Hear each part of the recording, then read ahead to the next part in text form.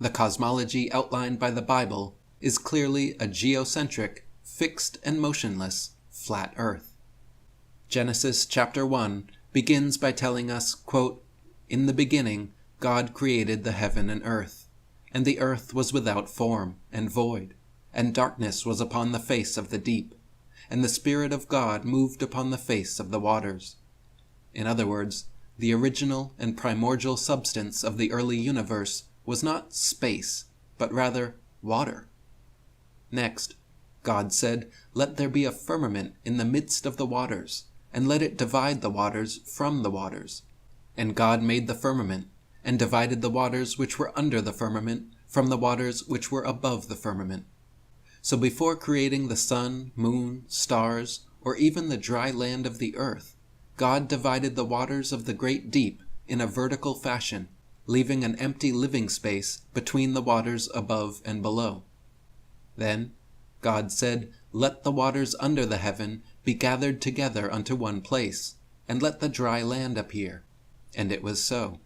And God called the dry land earth, and the gathering together of the waters called the seas. Note that all of this happens before the creation of the sun, moon, and stars, which are all placed within the firmament for signs, seasons, and to light the earth. What do Christian heliocentrists think the earth orbited around before God created the sun?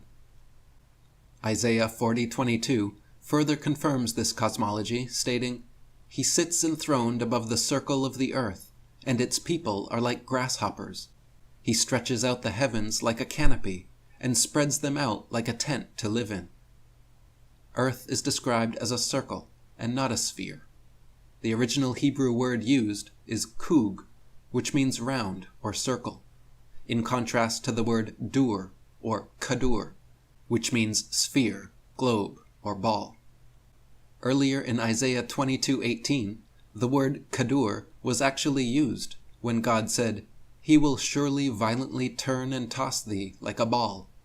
Thus, if the authors of the Bible had meant to describe Earth as a globe, they certainly would have chosen the correct noun. Furthermore, the description of stretching out the heavens like a canopy, spreading them out like a tent to live in, details an extended surface area with a solid ceiling stretched and spread out as a living space. If instead it meant a spinning globe with an attractive force of gravity keeping people stuck to the surface, surely it would have said so. Job 38:14 gives another visual analogy, stating, "The earth takes shape like clay under a seal.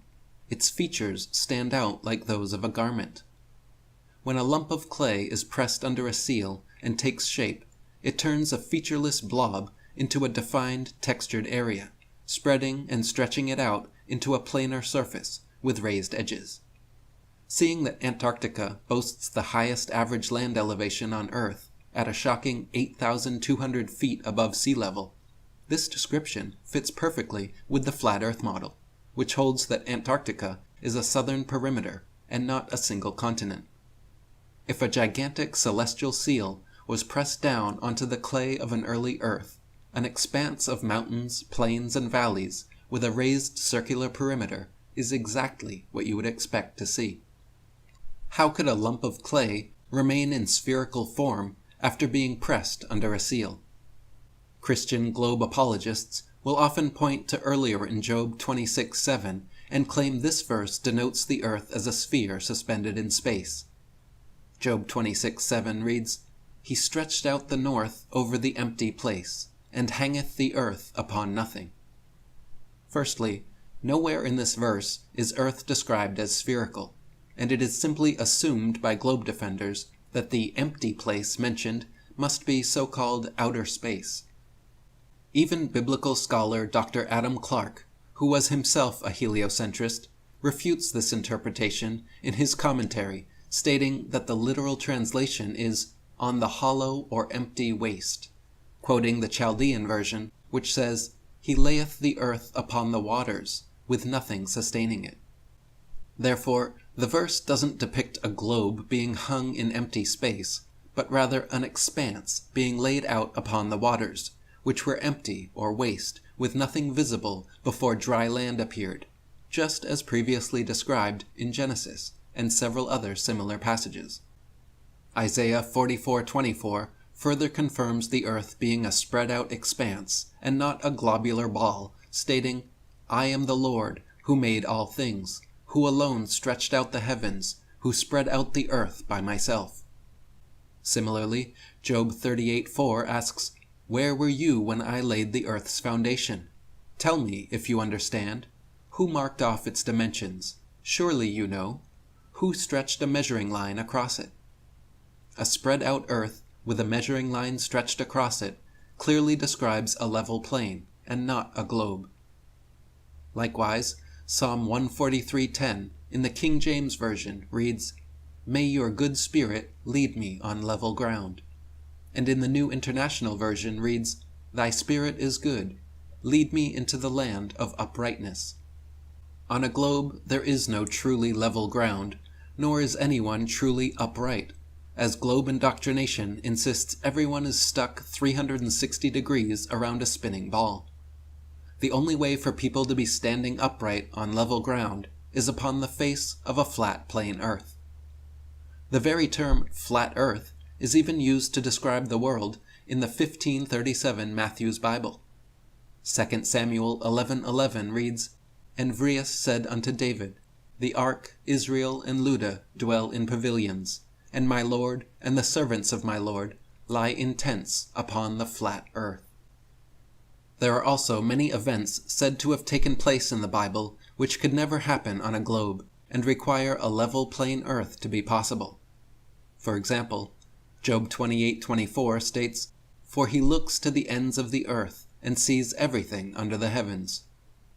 There are no ends of the earth on a globe, and it's impossible from any one vantage point to see everything on a globular earth. Likewise, in Revelation 1:7, the Bible states, "Behold, he cometh with the clouds, and every eye shall see him." The only way that every eye could see a figure in the sky is over a flat earth. Then again, in Matthew 4:8 we are told, "The devil took him to a very high mountain, and showed him all the kingdoms of the world and their splendor." No matter how high or where such a mountain was positioned on a globe earth, it would be impossible to have a line of sight to every kingdom in the world. Unlike globe cosmology, which insists Earth is a spinning ball surrounded by a near infinity of outer space, the Bible describes Earth as an enclosed system, covered by a solid firmament. The sun, moon, and stars all exist locally within this solid vault of the heavens, and not millions upon millions of miles away, as claimed by heliocentric science. The root Hebrew word for this solid ceiling is rakia, meaning a large expanse of solid surface, firmament, vault, or dome. This is confirmed in many biblical passages, including Ezekiel 1:22, which reads, "Over the heads of the living creatures there was the likeness of an expanse, shining like awe-inspiring crystal, spread out above their heads." Job 37:18 gives a further description in the New International Version, stating, "Can you join him in spreading out the skies, hard as a mirror of cast bronze?" And in the King James Version, stating, "Hast thou with him spread out the sky, which is strong, and as a molten looking-glass?" The creation of this firmament is described in great detail on the Bible's very first page, in Genesis chapter 1, 6-8, which reads, "God said, Let there be a vault between the waters to separate water from water. So God made the vault, and separated the water under the vault from the water above, and it was so. God called the vault sky." Then in Genesis 1, 14-18, God said, "Let there be lights in the vault of the sky to separate the day from the night, and let them serve as signs to mark sacred times, days, and years, and let them be lights in the vault of the sky to give light on the earth. And it was so. God made 2 great lights, the greater light to govern the day, and the lesser light to govern the night. He also made the stars. God set them in the vault of the sky to give light upon the earth. So God created the sun, moon, and stars, all within the solid vault of the sky, to light the earth, and serve as signs to mark days and years. not millions of miles away in an endless void of outer space where they would serve no such purpose. And unlike heliocentric cosmology, which claims the moon revolves around the Earth revolves around the sun, and the entire solar system spirals through outer space, the Bible claims, as our common sense reveals, that the Earth is motionless, while the sun, moon, and stars all revolve over and around us. Time and again, the Bible repeats that the Earth is established, firm, and can never be moved. Psalm 104:5 states, "He set the earth on its foundations, it can never be moved." Psalm 96:10 reads, "Say among the heathen that the Lord reigneth, the world shall be established, that it shall not be moved." And Psalm 93:1 says, "Yes, the world is established, it shall never be moved." 1 Chronicles 16:30 states, "Tremble before all the earth, the world is firmly established, it cannot be moved." And Zechariah 1:11 says, "We have patrolled the earth, and behold, all the earth remains at rest." Not only does the Bible confirm the earth to be stationary, but it repeats in countless verses that it is the sun which rises and sets over the earth, and not the earth which revolves around the sun. Genesis 15:12 states, "As the sun was setting, Abram fell into a deep sleep." Genesis 19:23 reads, "The sun had risen upon the earth when Lot entered Zoar." And Genesis 28:11 says, "When he reached a certain place, he stopped for the night because the sun had set." Here the Bible confirms that it is the sun which moves in the sky, just as we observe every day, and not, as heliocentric doctrine claims, that the earth itself spins towards and away from the sun. During Joshua's battle against the Amorites, he requested the sun to stand still so he could continue fighting in the daylight, and God is said to have caused the sun to stand still for a whole day.